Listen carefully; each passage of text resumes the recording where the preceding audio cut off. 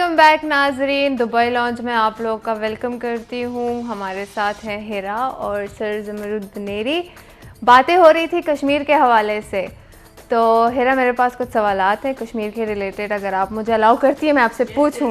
All allowed. ठीक है, thank you so much. तो मैं ये पूछना चाहूँगी कि वहाँ का कल्चर कैसा है, मतलब ड्रेसिंग क्या यूजुअली वेयर करते हैं लोग वहाँ पे? नॉर्मली तो कहा जाता है कि कश्मीर के फेरन जो है वो बहुत उनको इम्पोर्टेंस है। फेरन होता है ड्रेस, लॉन्ग कुर्ता स्टाइल होता है विद क्लोज स्लिट्स, मेल में भी फीमेल में भी। बट अब नॉर्मली जो है जैसे जैसे ट्रेंड चेंज होता गया, कमीज शलवार में नॉर्मली लोग आते हैं ना, लेकिन फेरन जो है वहाँ का उस पे जो कढ़ाई होती है, पहले तो ऐसा होता था कि ख्वातीन जो है वो घरों में प्रिपेयर करती थी, उनके नेक्स पे डिजाइन, फिर उनके स्लिट्स पे, बाजू पे, हाथों पे वो खुद से डिजाइन करते थे। फिर उसके अलावा हमारे कल्चर की एक और इम्पोर्टेंट बात है कि हमारी जो नानियां, दादियां, एंसेस्टर्स में आते ना, वो अपने सर पे एक कड़ी हुई कैप रखती थी ऑल टाइम, उसके ऊपर दुपट्टा, बट वो कैप वो जो मतलब ऐसे डिजाइन होते थे। हाँ बिल्कुल, जस्ट लाइक जैसे सिंधी कैप्स होती हैं, डिफरेंट कैप्स होती है ना, उस तरह हमारी लेडीज की एक कैप होती थी।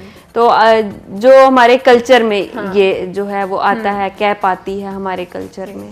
फिर जूते में है, हम कहते हैं कि पूला, हमारी जो होती थी वो पूले होती थी, लकड़ी के कुछ चप्पल होते थे विद अंगूठा, एक ही अंगूठा होता था लकड़ी। ओके, आप तो नहीं कश्मीर से, आप मुझे ये बताइएगा जितना आपको पता है। जैसे मैंने आपको कहा हिंद को पहाड़ी, आपको इसका भी पता, आप कहती हैं हिंद को, आप कहीं कश्मीर से तो नहीं? नहीं, मैं कश्मीर से नहीं। लास्ट मिनट से आप अगर सवाल करते वो कहते कि मैं भी कहोटा से नहीं, क्योंकि जैसे सर को पता है पेशावर में भी मतलब ऐसे जैसे ड्रेसिंग आप लोग की होती है वैसे हमारी भी है, यूजुअली हम भी वैसे ही पहनते हैं। मतलब ये नहीं है, क्योंकि मैंने सुना हुआ है ना कि पठान या पेशावर जो है कम्युनिटी, उनका स्पेशल ड्रेस होता है, फ्रॉक है घेर वाली, वो नॉर्दर्न एरियाज में वहाँ पहना जाता है, वो हैवी ड्रेसेस, वो पूरा जो उनका अफगानी ड्रेसेस जो आप बोल रहे हो, ज्वेलरी, वो अफगानिस्तान की साइड पे। हम पेशावर साइड पे बहुत नॉर्मल जैसे हमने अभी पहन रखे हैं। अच्छा, मतलब कमीज शलवार। सही। और मर्दों के लिए जैसे आपने जूतों की बात की, तो सर उसको क्या कहते हैं? केड़ी? यस, दैट्स केड़ी सर। मुझे पश्तो में उनको केड़े केड़े भी सप्लाई भी, सप्लाई तो वो मर्दों के लिए है ना, लेकिन इसको बाज एरियाज में उनको केड़े इसी तरह कहते हैं मेरे ख्याल में। तो वो है। बहरहाल कश्मीर का मौसम मतलब सुनना है हमेशा है कि सर्दी होती है वहाँ पे पैराडाइज। तो कश्मीर में ये है कि सर्दी ऑल टाइम नहीं होती, गर्म मौसम भी कुछ एरियाज में, जैसे कोटली है, हजीरा है, वहाँ पे गर्मी बहुत ज्यादा, अर्जा जो है बाग के साथ गर्मी होती है। लेकिन हमारा एरिया, जैसे फॉरवर्ड कोटा से बिलोंग करती हूँ, तो वहाँ पे माशाल्लाह से बर्फबारी भी होती है, सर्दियों में बर्फबारी और अच्छी खासी बर्फबारी होती है। फिर गर्मियों में 4 मौसम तो हैं ही हैं। गर्मियों में कम टाइम होता है गर्मी का, बट हल्की हल्की गर्मी, लेकिन इतनी कि हम लोग के एरियाज में आज भी कभी रेफ्रिजरेटर की जरूरत नहीं पड़ती, हमें फैंस की जरूरत नहीं पड़ती, मतलब इतना नेचुरल इन्वायरमेंट है वहाँ पे। तो मतलब जब आप यहाँ यूएई शिफ्ट हुई थी, आपको तो बहुत गर्मी फील हुई होगी, मतलब यहाँ पे बहुत समर्स में तो मतलब मैं बॉर्न एंड राइज्ड हियर हूँ, बट समर्स में मैं अब तक एडजस्ट नहीं हो पाई। ऐसा ना अनमोल के यहाँ पे फैसिलिटीज ज्यादा है, अंदर हमें तो ओके है, बट जरा बाहर निकलते हैं तो फिर अंदर तो एसी में कश्मीर वाली फीलिंग कभी फील कर लेते हैं, लेकिन जब बाहर निकलते हैं तो ऑब्वियसली क्योंकि डेजर्ट्स हैं तो इसलिए वहाँ पे ग्रीनरी है, लश ग्रीनरी है, मतलब चारों मौसम, किसी भी मौसम में आप जाए ना तो आप वहाँ पे तंग नहीं होंगे। वहाँ की सौगात ऐसी ऐसी है, जैसे वहाँ पे अभी मैं आपसे भी पूछूंगी कि आपकी सौगात क्या है, क्योंकि सर ऐसा ना हो कि ये कह दें ये तो हमारे एरिया का भी स्पेशल है, जैसे अखरोट है, शहद है, बिल्कुल हर इलाके के सुनने में आया था स्पेशल सौगात होते हैं। कश्मीर के सेब बहुत अच्छे, हाँ बिल्कुल डिफरेंट, उसमें ग्रीन एप्पल है, गोल्डन एप्पल है, तो वो भी बड़े मीठे, बड़े रसीले, मतलब आउटस्टैंडिंग होते हैं।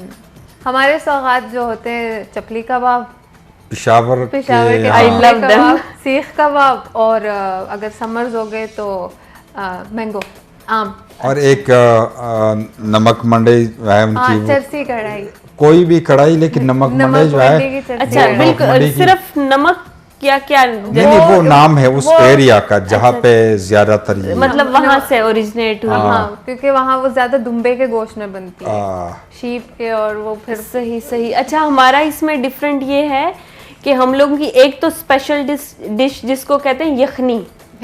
यखनी क्या होता है कि दूध में हम चिकन बनाते हैं, या गुश्ताबे जो है मीट बॉल्स जिनको आप कहेंगी, मीट बॉल्स होते हैं, हाँ, बट वो पूरी रात लगा के बनाते हैं। फिर हम लोग की शादियों का एक स्पेशल वो कुजीन है जिसको वाजवान कहते हैं हम।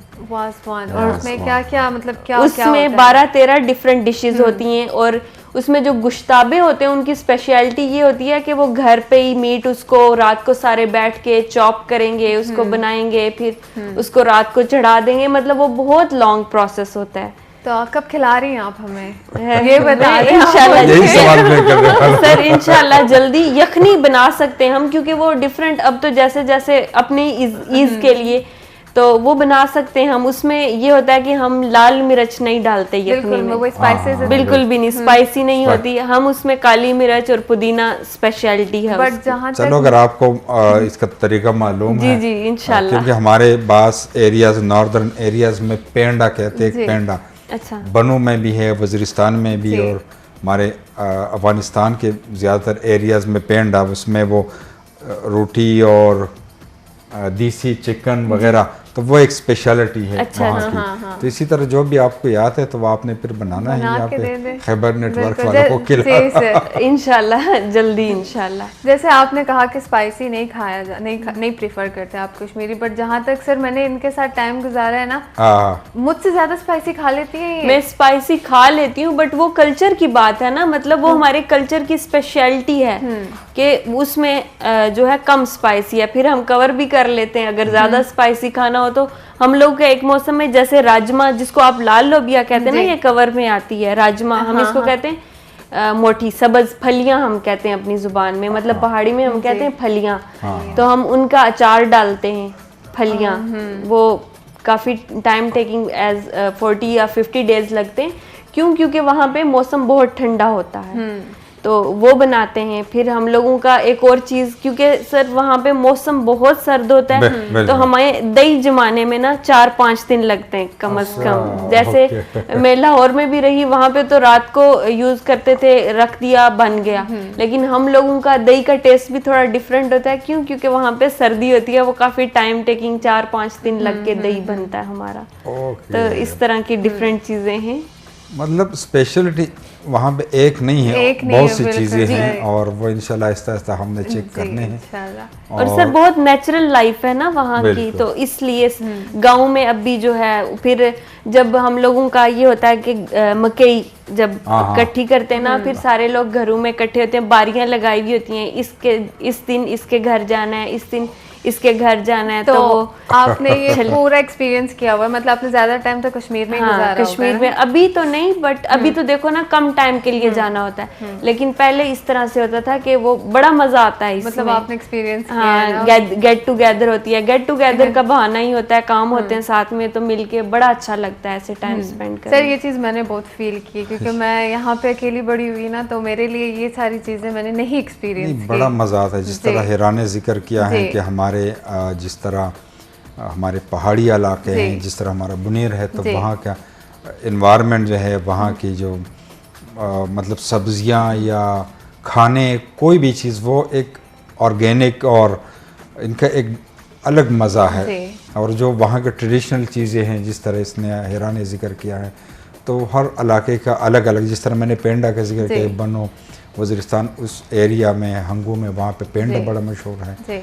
तो इनका ये हैं बास एरियाज़ में कोई और चीज़, लेकिन जो हमारे आप वहाँ नहीं रहे पेशावर में ज़्यादा, क्योंकि आपकी पैदाइश यहाँ की है, लेकिन वैसी हमारे स्वाद है, या एबटाबाद या बुनेर या कश्मीर, जो भी हमारे पहाड़ी इलाके हैं, वहाँ जाएं, वहाँ हर चीज़ नेचुरल, खूबसूरती, ग्रीनरी, पानी वहाँ का, तो हर चीज़ वहाँ आपको नेचुरल। बस अल्लाह करे कि हमारे मुल्क के हालात अच्छे हों और दुनिया के विजिटर्स वहाँ लोग आते हैं, तो पाकिस्तान खूबसूरत, बहुत खूबसूरत। और केटू ने काम किया इसमें कि अल्हम्दुलिल्लाह जो पाकिस्तान के खूबसूरत एरिया से वो केटू ने जो है वो एक्सप्लोर किया है। अल्हम्दुलिल्लाह के चैनल ने। जी सर, आपने कभी विजिट किया कश्मीर या ऐसे कोई नॉर्दर्न कश्मीर एरिया? एक ज़माने में मैं कॉलेज से मैं गया था मुजफ्फराबाद। अच्छा, मुजफ्फराबाद। मुजफ्फराबाद गया था, इसके आसपास वहाँ वो जो ब्रिज है इसके ऊपर हम। जी सर, मुजफ्फराबाद हमारा कैपिटल भी है ना, फिर पीर चनासी है उसके पास, नीलम वैली। हाँ, नीलम वैली तक नहीं गए, तो मतलब मुजफ्फराबाद शहर से 1 घंटा बाहर हम गए थे, अब याद नहीं, काफ़ी अर्सा हो गया, स्कूल के 10th क्लास में थे उस वक्त। तो इसके बाद फिर मैं नहीं गया हैदराबाद, ये गलिया और नारान वहाँ गया हूँ, लेकिन कश्मीर नहीं गया हूँ। वैसे नीलम वैली का आपने जिक्र किया है तो बहुत से लोग जाते हैं, बहुत खूबसूरत है। मेरे दोस्तों ने मुझे कहा कि मतलब वहाँ विज़िट ज़रूरी है जी। तो मतलब बड़ा खूबसूरत एरिया है। क्योंकि ज़्यादातर हमने भी देखा है जो व्लॉगिंग करते हैं यूरोपियन या यूरोप से जो लोग आते हैं वो ज़्यादातर कश्मीर विजिट करते हैं, क्योंकि ऐसे ही नहीं कहा जाता है कि हेवन ऑन अर्थ। और वैलीज वहाँ की जो है बिल्कुल वो लश जो है, natural flowers, each and everything. फिर वहाँ का म्यूजिक जो है, कल्चर पे अगर बात करें ना सर, तो वहाँ पे हेरा, ये बहुत अच्छा टॉपिक है, मैं बीच में कट कर रही हूँ। बल्कि ब्रेक अगर हेरा ले ली, ये भी हमारे बिल्कुल, क्यों नहीं सर, प्रोग्राम का हिस्सा है, तो ब्रेक आप ले जी। तो अब तो ब्रेक लेनी बनती है क्योंकि म्यूजिक पे बात किया, तो हम वापस आते हैं छोटे से ब्रेक के बाद।